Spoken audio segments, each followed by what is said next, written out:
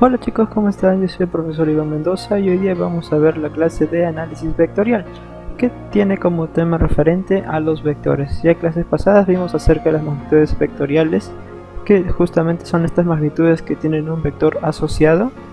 Hoy día vamos a hablar acerca de ello y también acerca de la representación de los vectores en un plano, ¿no? Como spoiler, acá ya les muestro cómo vamos a representar estos vectores.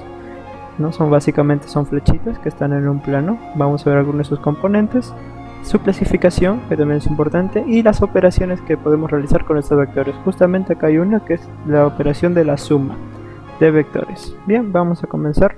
Acá les dejo las instrucciones con respecto al copiado de estas diapositivas en su cuaderno. Léanlas para que no estén copiando de más, chicos. Bien, acá vemos algunas aplicaciones de estos vectores en la física. Los vectores en física son muy importantes debido a que nos van a representar justamente las magnitudes vectoriales, ¿no? Por ejemplo, tenemos el vector posición, que en cinemática nos va a definir una posición inicial y una posición final con respecto a un eje coordenado XY, puede ser, ¿no? También este objeto que se nos hace muy conocido, que viene a ser un trompo, ¿no? Con los que nosotros solíamos jugar allá en la calle con nuestros amigos. Bien, este trompo tiene también una física muy interesante, debido a que justamente este trompo va a estar girando y al momento de girar este le va a generar dos vectores o dos magnitudes muy interesantes, que va a ser el momento angular, que va a ser la frecuencia de giro, y la velocidad angular, que va a ser justamente la velocidad en la que va a girar. También vamos a ver algunas aplicaciones en el campo de los vectores con respecto a la electrodinámica o electrostática, con respecto a la intensidad del campo eléctrico, que viene a ser líneas vectoriales que van de una carga positiva siempre entrando a una carga negativa. Bien, eso lo veremos más adelante. Así que hoy día nos vamos a enfocar netamente en lo que son los vectores, ¿no? ¿Qué son? ¿Qué es un vector? Bueno, es un ente imaginario que nos sirve para representar magnitudes vectoriales. Como ejemplo ya les mencioné algunas, pero también puede ser la fuerza, la aceleración y la velocidad. Se caracteriza por dos elementos esenciales para el vector. Viene a ser justamente su módulo y su dirección. Y básicamente este vector es un segmento de recta orientada, ¿no? O sea, una flecha para mejor comprensión. Un vector es simplemente una flechita. Bien, entonces vamos a ver cómo es que nosotros asociamos estos vectores a las magnitudes vectoriales. Como vimos en clases pasadas, vamos a recordar que una magnitud vectorial es aquella que tenemos una parte numérica y su unidad, ¿no? Y también es necesario conocer la dirección para la cual esta magnitud quede completamente definida, ¿no? Por ejemplo, si nosotros empujamos un carro, podemos empujarlo de dos maneras. Podemos empujarlo siempre hacia la derecha y hacia la izquierda. Entonces, la fuerza que es la encargada de esta acción, ¿no? Una fuerza que va hacia la derecha o puede ser una fuerza que vaya hacia la izquierda. Entonces nosotros nos damos cuenta que para definir completamente una acción o esta magnitud vectorial, nosotros vamos a necesitar darle un sentido, ¿no? En este caso el sentido puede ser hacia la derecha o hacia la izquierda. Así nosotros tenemos una idea completa de cómo es que esta magnitud está actuando. Bien, ya definido eso, vamos a pasar a la representación de un vector en el plano. Nosotros ya conocemos el plano cartesiano de XY. Y justamente en este plano vamos a definir a los vectores, ¿no? Ya les mencioné que los vectores poseen un módulo que viene a ser la longitud del vector, a la cual corresponde la magnitud vectorial. También se le denomina como magnitud o intensidad. ¿Esto qué quiere decir? A mayor módulo va a haber una mayor intensidad de esta magnitud. Entonces, en caso contrario también, si es un módulo muy chiquito, el vector también va a tener una menor intensidad. De esa manera se van a relacionar. Y también va a poseer lo que es la dirección, que va a ser la orientación con la que esta flechita va a estar apuntada, ¿no? ¿En qué dirección va a estar? Ya les dije que puede ser izquierda, derecha, puede ser arriba o abajo, etc. ¿Cómo vamos a definir este vector? Bueno, el vector AB lo podemos leer como el vector AB, ¿no? Justamente. Y esta expresión que está acá, del vector que está encerrado en dos barritas, de repente en matemática ya lo vimos y lo conocemos como vector absoluto, no, mejor dicho, un número absoluto, un valor absoluto, pero en física le vamos a llamar módulo, es a lo que se va a referir. Entonces estas dos barritas nos van a justamente definir lo que es el módulo del vector AB, que va a ser la longitud, ¿no? Puede estar en unidades, metros, etc. Y lo más importante también da el ángulo, ¿no? Que el ángulo beta, que viene a ser la medida de la dirección, y la cual se va a medir siempre en sentido antihorario con respecto al eje X, ¿no? Entonces este vector va a nacer desde acá y se va a dar una vueltita en sentido antihorario hasta llegar al vector de acá, el ángulo de acá. Bien, acá vemos algunos ejemplos con respecto a los vectores. Tenemos al vector P, justamente va a nacer en el origen de coordenadas y se va a estirar hasta alcanzar un módulo de 6 unidades. ¿Y cuál va a ser su dirección? Va a ser justamente el ángulo que forma con respecto a la horizontal, que va a ser en este caso de 127 grados. Bien, otro ejemplo también es los vectores también pueden estar incluidos dentro del mismo eje X. Entonces en este caso la dirección va a ser 0. El vector va a ser el vector A, y su módulo, siempre entre barritas, chicos, eso es muy importante, va a ser de 4 unidades. Bien, así como también vamos a tener su clasificación, que van a ser, vamos a comenzar con los vectores colineares. Como ya su nombre nos dice, vienen a ser los vectores que están en una sola línea, ¿no? Que va a estar uno detrás de otro.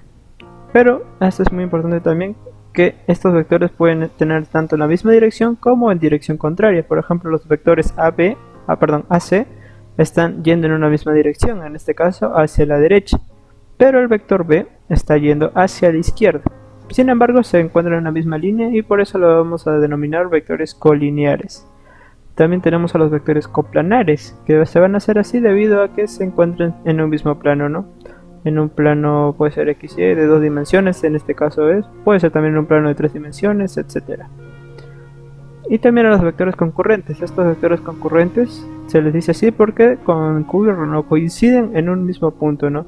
Estos vectores, a pesar de que en este momento parecen que están desfasados, siempre van a apuntar a un mismo punto en común para estos tres. Bien, esta propiedad básicamente que nos va a servir bastante en los problemas va a ser la igualdad de los vectores. Los vectores van a ser los mismos, van a ser iguales si es que poseen igual módulo e igual dirección, ¿no? Como en este ejemplo, nosotros tomamos como ejemplo este vector A de 3 unidades. Este vector A lo podemos desplazar un poco hacia abajo, pero va a ser siempre el mismo vector A, porque tiene el mismo módulo, el mismo ángulo, teta, e igual dirección, ¿no? Igual módulo de 3 unidades y la misma dirección. Igual, si lo queremos subir un poco más, también va a ser el mismo vector, porque va a poseer el mismo módulo igual y misma dirección. Y si lo queremos poner mucho más abajo del eje X, también va a ser lo mismo, debido a que va a tener mismo módulo, misma dirección. Esto es importante porque nos va a permitir trasladar a estos vectores, ya sea en forma colineal o en un mismo plano. Bien, también vamos a tener algo importante que son los vectores opuestos. Ya más adelante vamos a ver un poco más de ellos, debido a que estos vectores son básicamente los mismos, pero en dirección contraria, ¿no? Nosotros tenemos un vector A que está en los puntos 4,2, que es positivo, y un vector menos A, que va a ser justamente el mismo, pero en dirección contraria, que va a ser menos A igual a 4,2, menos 4, menos 2. En esta posición se va a encontrar. Y algo interesante también es que los vectores nulos son aquellos que no tienen un módulo en sí. Estos vectores son paralelos y perpendiculares a todos los vectores, ¿no? Un vector nulo, para conocimiento. Ahora que ya vimos su clasificación, vamos a ver algunas operaciones. En este caso, lo que es la suma. La suma de vectores va a ser encontrar dos vectores que se puedan justamente sumar. Y la suma va a ser lo vamos a conocer como vector resultante. Esta suma va a sustituir a estos dos vectores. Ahorita lo vamos a ver con más detalle, ¿no? Por ejemplo, tenemos la suma de los vectores paralelos, suma a estos dos, por ejemplo, vector A y el vector B. Entonces, si están en la misma dirección, va a ser una resultante de justamente la suma de los módulos de estos vectores, del vector A y del vector B. Entonces va a ser una resultante máxima. Resultante máxima, esto es debido a que justamente no conocemos con exactitud el módulo de A y el módulo de B, y entonces le ponen resultante máxima. Y si están en dirección contraria, básicamente va a ser como una resta. Va a ser el vector A menos el vector b, el módulo del vector a menos el módulo del vector b, ¿no? De esta forma vamos a tener una resultante mínima. Bien, algo importante también que tenemos que tener en cuenta al momento de tener vectores es que no todos van a ser paralelos, sino que la mayoría los vamos a encontrar en forma coplanar. De esta manera nosotros vamos a utilizar un método bastante conocido para poder sumar estos vectores, que va a ser justamente el método del polígono, ¿no? En la cual va a consistir este método en juntar todos los vectores que tengamos y hacerlos coincidir de tal manera de que quede uno detrás del otro, ¿no? Por este ejemplo, nosotros tenemos estos vectores dispersos A, B y C, pero los cuales nosotros podemos juntarlos, ¿no? Yo puedo mover el vector B al vector A este punto de acá, debido a que se acuerdan la propiedad de igualdad de vectores, ¿no? Siempre y cuando no afecte su dirección ni su módulo, yo puedo trasladar estos vectores. Entonces el vector B lo puedo trasladar acá, y seguido el vector C lo puedo trasladar enseguida del vector B. De tal manera que estos vectores van a ser colineares, ¿no? O mejor dicho, van a estar colineares, no, van a estar simplemente de forma consecutiva.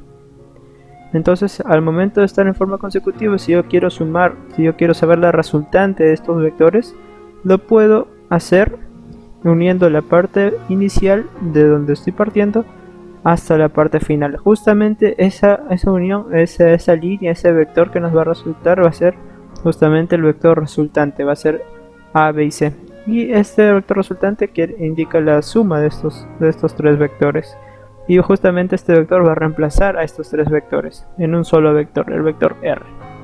Una observación y algo a tener en cuenta también es que si tenemos vectores consecutivos, las cuales forman un polígono cerrado, en este caso parece un pentágono, entonces la suma o la resultante de estos vectores, estos 5 vectores, va a ser igual a 0. El vector resultante va a ser igual a 0, o sea, el vector nulo. Bien chicos, esa ha sido la clase de hoy, espero que les haya gustado, hayan entendido un poco más acerca de los vectores. Y acá les dejo las tareas correspondientes al tema, no se olviden de desarrollarla y de mandarle en el horario establecido. Cuídense mucho chicos, nos vemos en la próxima clase, bye.